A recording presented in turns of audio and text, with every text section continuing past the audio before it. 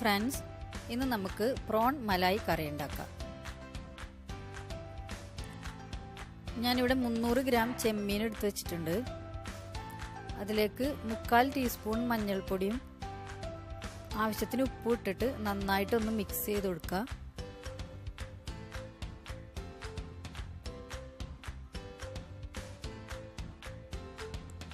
ഇത് അരമണിക്കൂർ മാരിനേറ്റ് ചെയ്ത് വെക്കണം.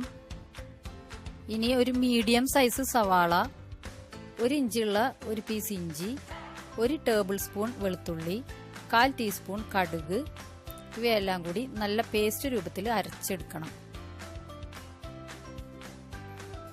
ഒരു മീഡിയം സൈസ് തക്കാളി നല്ല പേസ്റ്റാക്കി അരച്ചു വെക്കണം.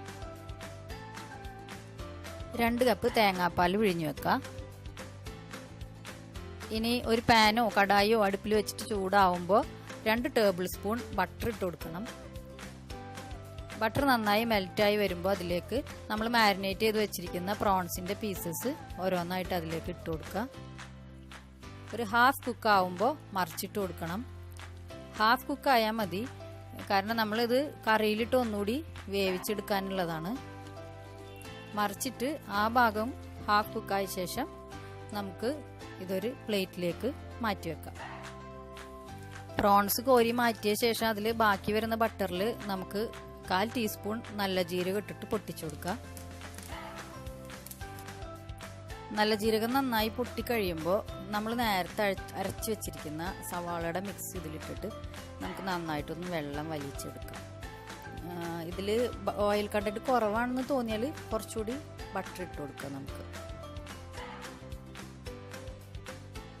ഇനി അതിലേക്ക് 1/4 ടീസ്പൂൺ മുളക് പൊടി, 1 ടീസ്പൂൺ ഉണക്കമുളക് ക്രഷ് ചെയ്തത് ഇട്ടിട്ട് നന്നായിട്ടൊന്ന് ഇളക്കി കൊടുക്കണം.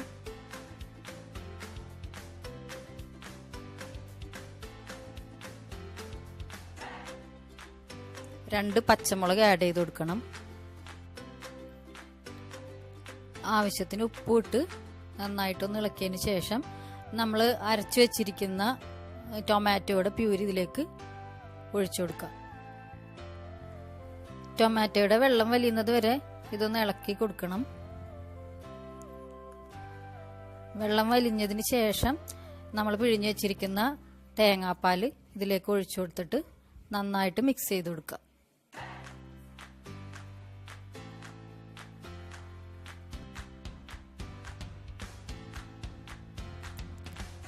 ഇതൊന്ന് തിളച്ചു വരുമ്പോൾ നമ്മൾ ഫ്രൈ ചെയ്ത് വെച്ചിരിക്കുന്ന പ്രോൺസ് ഇതിലേക്ക് ഇട്ട് കൊടുക്കുക.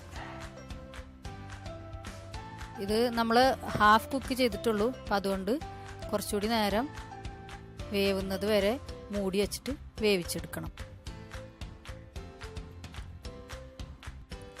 പ്രോൺസ് വെന്തതിന് ശേഷം നമുക്ക് 1/4 ടീസ്പൂൺ ഗരം മസാല പൗഡർ കൂടി ഇട്ട് കൊടുത്തിട്ട് ഒരു 2 മിനിറ്റ് കൂടി തിളപ്പിച്ച ശേഷം ലോ ഫ്ലെയിമിൽ ഒന്ന് തിളച്ച ശേഷം നമുക്ക് ഫ്ലെയിം ഓഫ് ചെയ്യാം. ഇപ്പോൾ നമ്മുടെ പ്രോൺ മലായി കറി റെഡി ആയിട്ടുണ്ട്. നിങ്ങളെല്ലാവരും ട്രൈ ചെയ്ത് നോക്കണം. ഈ ചാനൽ നിങ്ങൾ സബ്സ്ക്രൈബ് ചെയ്തിട്ടില്ലെങ്കിൽ മറക്കാതെ സബ്സ്ക്രൈബ് ചെയ്യണം. Thank you.